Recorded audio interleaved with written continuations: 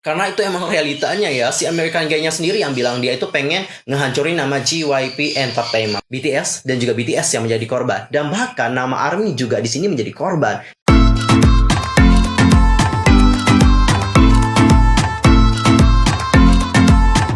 Hai guys, I'm Mr. Cape. Welcome back to my YouTube channel. Nah, gimana kabar kalian hari ini? Baik-baik aja dong ya. Dan buat kalian yang nggak lagi baik-baik aja, yang lagi galau, yang lagi sedih, pokoknya tetap semangat guys. Don't give up. Oke, untuk hari ini kita itu akan membahas mengenai topik-topik yang emang harus kita bahas.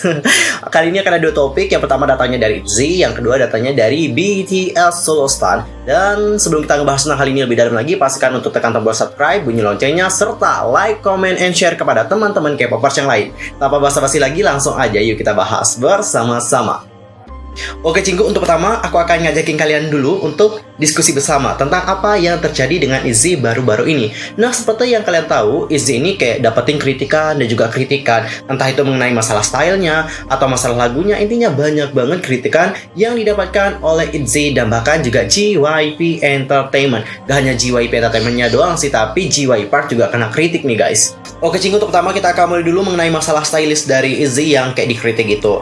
Jadi misalnya dalam program Knowing Bros, ada stylist dari ITZY yang dikritik dikarenakan mereka itu disebut telah gagal dikarenakan memberikan member-member ITZY pakaian yang kusut dan juga tidak menarik. Jadi banyak yang kritik waktu itu emang karena kelihatan bahwa pakaiannya itu kayak nggak disetrika gitu. Ada juga dari penggemar yang mengklaim bahwa gaya rambut dan juga riasan mereka norak gitu guys.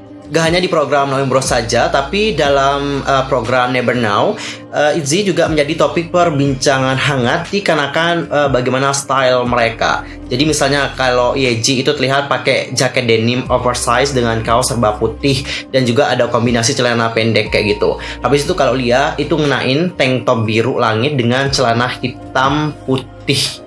Lalu untuk Ryujin sendiri itu pakai jaket kotak-kotak gitu dan crop yang lebih klasik dipadukan dengan celana pendek ketat selutut.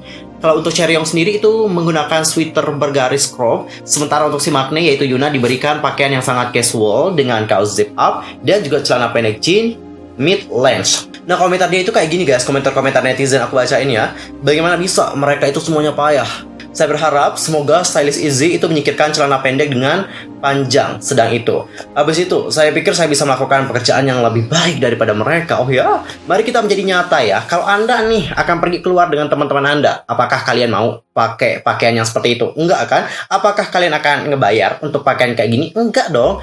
Pakaian Chaeryeong adalah yang paling bagus. Siapa yang akan tampil di depan umum dengan pakaian itu? Ini membuatku bertanya-tanya apakah JYP itu tidak bisa ngebayar stylistnya.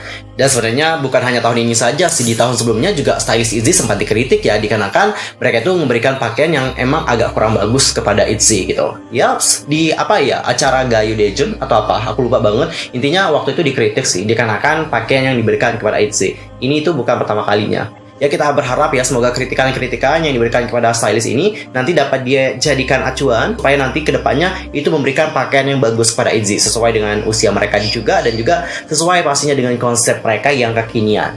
Oke, habis dari stylist, sekarang kita akan move untuk membahas mengenai lirik lagu dari ITZY Mafia in the Morning yang dikritik oleh netizen. Dan kalian tahu nggak siapa yang buat lirik lagunya? Yang ngebuat lirik lagunya adalah JYP Park.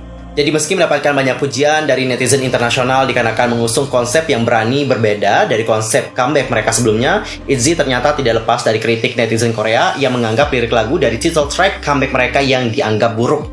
Dari sekian banyak kritik yang ditujukan untuk lirik lagu, netizen Korea belakangan mendapati bahwa liriknya ditulis oleh sang CEO JYP Entertainment yaitu JYP Park. JYP Park memang dikenal sebagai CEO yang seringkali menyumbangkan karyanya pada setiap comeback artis-artisnya. Tidak terkecuali ITZY dengan lagu Mafia in the Morning. Banyak netizen yang kemudian membanjiri akun Instagram JYP Park dengan komentar kritik pedas dan menyebut lirik lagu dari ITZY yang ditulisnya jelek, sehingga memintanya untuk berhenti menuliskan lirik untuk lagu ITZY.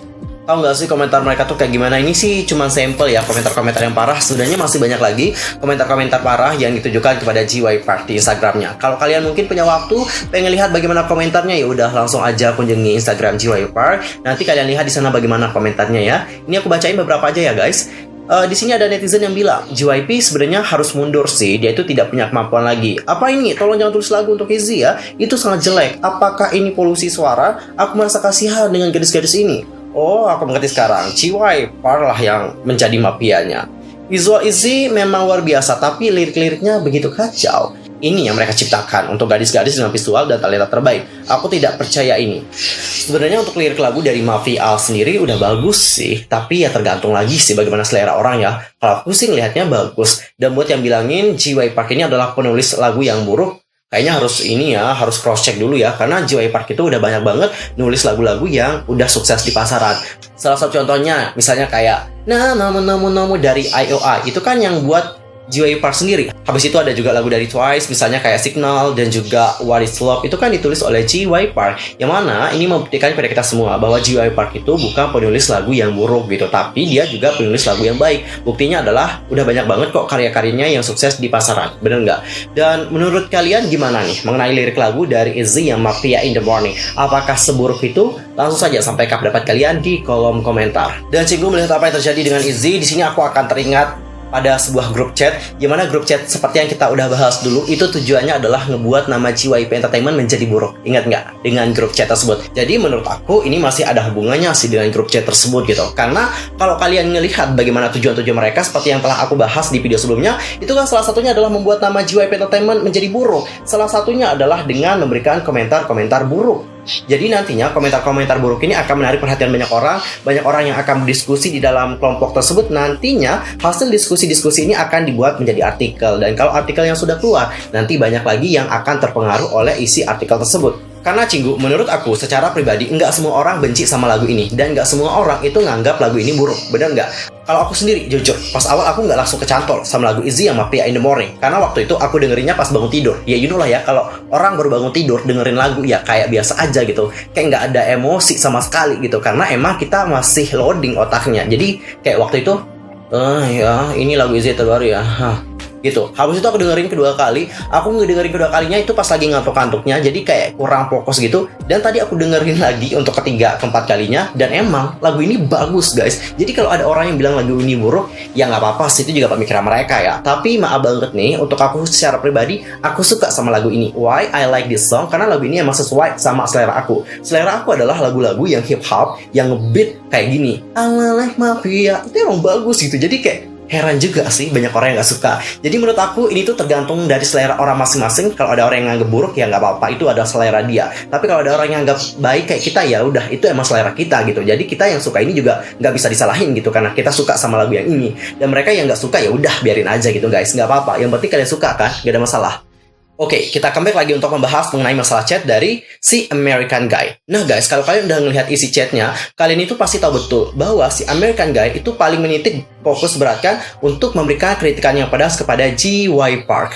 Nggak tahu kenapa ya, dia itu kayak benci banget sama GY Park ini. Dan nggak cuma GY Park doang gitu, tapi dia ini juga nunjukin kebencian kepada Twice dan juga Nizio. Untuk Izzy sendiri, aku belum melihat dia itu memberikan komentar yang buruk pada Izzy, karena di dalam grup yang kita bahas kemarin itu nggak ada sama sekali dia nyantumin nama Izzy. Cuma Twice, Nizio, dan juga GY Park. Yang lain mungkin ada, tapi nggak terlalu terekspos gitu sih. Nah di sini, seperti yang udah kita bahas di artikel-artikel tadi, itu banyak sekali yang lebih kayak menyalahkan kepada GY Park. Dan kalian pasti tahu nih, sebagai JYP Entertainment Stan, beberapa waktu yang lalu GY Park sebagai pendirinya ini itu mendapatkan banyak sekali komentar kebencian dari orang-orang. Entah itu dikarenakan kontroversi Dahyun dan juga Chaeyoung yang kostum itu. Habis itu ada juga masalah yang ini, masalah yang itu. Intinya sempat kita bahas juga bahwa GY Park beberapa waktu yang lalu itu mendapatkan banyak sekali komentar kebencian. Dan aku rasa ini tuh masih punya hubungan dengan grup American Guy tersebut. Maaf bukan fitnah atau bagaimana, karena itu emang realitanya ya. Si American Guy-nya sendiri yang bilang dia itu pengen ngehancurin nama JYP Entertainment, terutama dengan pendirinya yaitu GY Park. Makanya di sini banyak sekali komentar-komentar kebencian yang kita lihat bahwa komentar kebenciannya itu emang banyak sekali mengarah kepada GY Park. Jadi kasihan juga ya sama Babe JYP ya. Intinya yang terbaik aja buat Babe JYP yang dibilangin gagal udah ngurus Izzy atau bagaimana. Enggak kok Be, enggak gagal sama sekali ngurus Izzy, karena Izzy sekarang juga dapat besar, dapat bersinar itu dikarenakan JYP Entertainment. Kalau nggak JYP Entertainment, kita nggak bisa tahu bagaimana nasib dari Izzy. Mungkin mereka dapat sukses, tapi kita juga tidak tahu apakah Izzy ini dapat diperlakukan dengan baik seperti bagaimana JYP Entertainment memperlakukan mereka dengan baik. Benar nggak guys?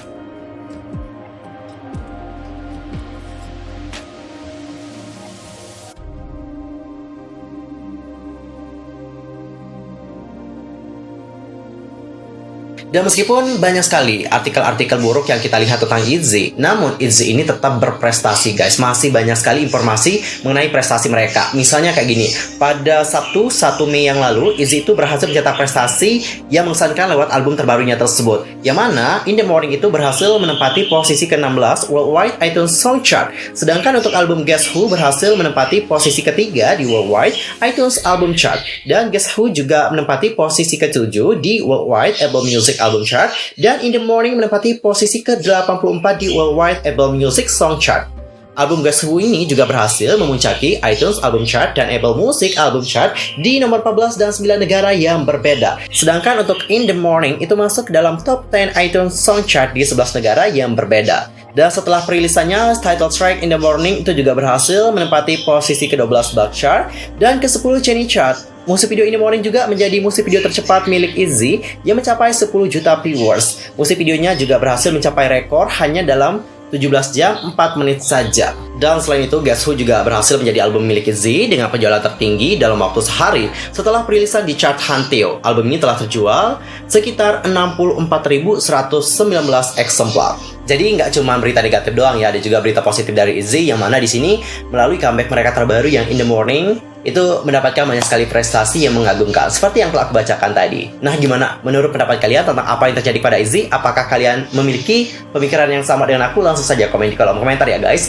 Dan Cinggu, sekarang kita itu akan membahas mengenai masalah solo stance dari BTS, yang mana kelakuan dari mereka ini juga ngebuat banyak sekali dari para penggemar OT7 yang menjadi geram gitu. Kenapa banyak sekali dari para penggemar OT7 yang menjadi geram dengan apa yang dilakukan oleh solo stance ini? Ada banyak kasus sebenarnya. Untuk cara spesifik adalah misalnya mengenai kasus dari Jeremy Burch. Jadi Jeremy Burch ini itu merupakan pendiri dari Emojipedia, yang mana dia ini juga telah diganggu oleh Agai dari VBTS ketika dia ini memposting data yang menunjukkan bahwa Jimin BTS lebih dekat dengan penggunaan emoji hati ungu. Pendirinya sendiri memposting kutipan dari beberapa email yang dikirim kepadanya oleh V Agai yang mengklaim hati ungu itu sebagai milik dari mereka. Selain itu, ada juga beberapa artikel Korea yang diterbitkan berdasarkan Global Big Data Research Institute menyoroti dampak BTS Jimin dalam penjualan Samsung S20 yang harus diturunkan dikarenakan V Agai sendiri. Jadi wartawan bahkan harus menjelaskan bahwa dasar penulisannya adalah data dari badan penelitian terkemuka dan bukan preferensi pribadi. Lalu ada juga Go Up yang membatalkan postingan tahunannya tentang idol yang paling disukai setelah dia itu mendapatkan komentar yang buruk dari Agai, anggota BTS lainnya. Ketika Jimin muncul sebagai idol teratas pada tahun 2019, 2 tahun berturut-turut, badan penelitian diganggu oleh anggota lain. Beberapa bahkan mengklaim bahwa data tersebut dibuat-buat. Go Up sendiri telah merilis pernyataan pada tahun 2019 membantah tentang klaim bahwa anggota lain datanya yang dikumpulkan bias dan juga dimanipulasi. Tahun 2020 dan Go Up telah memutuskan untuk tidak memposting hasil di tahun 2020 untuk menghindari konflik internal di antara para fandom. Lalu mengenai pembatalan pelelangan hanbok BTS baru-baru ini yang dipicu oleh ARMY palsu dan juga kritikan terhadap desainer oleh Agai anggota lainnya, yang seperti yang diklaim oleh media Korea itu iri. Mengapa hanya hanbok Jimin yang disorot? Desainer dan juga perusahaan lelang bahkan harus mengeluarkan pernyataan. Dan penggemar Korea dari Jimin memohon dimulainya kembali lelang tetapi tidak berhasil dikarenakan HYBE itu telah memilih untuk membatalkan semuanya karena takut akan reaksi yang semakin meluas. Jadi Cinggu, bukan aku loh yang bilangnya, tapi ini tuh media Korea. Jadi media Korea itu bilang gitu bahwa banyak sekali dari Agai, penggemar yang lain itu iri gitu. Kenapa sih cuman hanbok Jimin doang yang disorot? Ini loh hanboknya juga bagus, kenapa hanbok anggota lain itu nggak disorot? Gitu guys. Bahkan ada juga teman V yaitu Naif tidak terkecuali mendapatkan gangguan dari Againya V ketika kesalahan penerjemahan di sisi internasional fandom yang membuatnya tampak bahwa Naif ini kayak ngabein gitu kontribusi V dalam penciptaan Blue and Grey.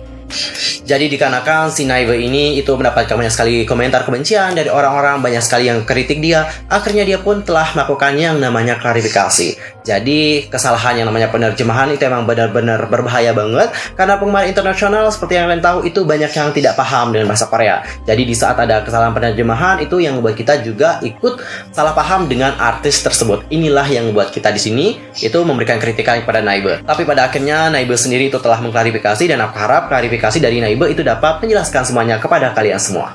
Dan Cinggu ada masalah terbaru lagi mengenai masalah wajib militer bersama-sama. Jadi kan kemarin udah banyak banget nih yang seneng kalau BTS itu wamil bareng. Tapi ada juga beberapa penggemar lain itu kayak tidak senang gitu loh kalau BTS ini wajib militer bareng gitu. Karena apa gitu? Karena mereka itu tidak ingin gitu BTS ini kayak kehilangan nama atau apalah, aku nggak tahu alasannya. Dan mungkin mereka juga takut kehilangan konten tentang BTS. Jadi mereka itu tidak pengen supaya BTS ini wajib militer bareng. Mereka itu pengennya BTS ini wamil one by one. Nah di sini penggemar yang OT7 itu bilang gitu, ngapain sih one by one, mereka aja selalu bersama-sama gitu. Dan juga wamil, ya udahlah sih kalau mereka mau bareng kita harus support sebagai penggemar. Dan kalau mereka bareng juga nanti kita nungguin mereka comeback bareng itu nggak lama juga. Bener nggak? Bener banget dong. Kalau kita nungguin mereka wamil one by one itu lama banget, kita nunggu mereka untuk bersama-sama kembali. Tapi kalau mereka langsung wamil bareng, ya udah nanti comebacknya juga bareng-bareng. Jadi kita kan nunggunya cuma 2 tahun atau nggak 1 tahun lebih gitu ya, nggak lama banget lah. Beda kalau one by one wamil, ya ampun lama banget guys nunggunya, sampai kalian beranak deh kayaknya.